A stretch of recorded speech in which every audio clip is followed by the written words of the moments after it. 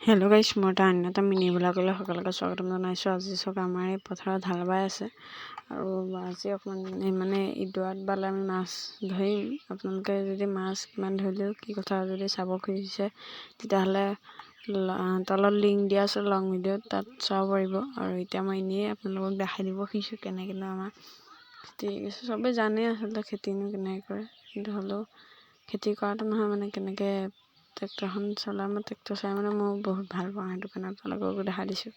আৰু যদি ভিডিঅ'টো ভাল লাগিছে লাইক কমেণ্ট ছাবস্ক্ৰাইব কৰি দিব। তো বলক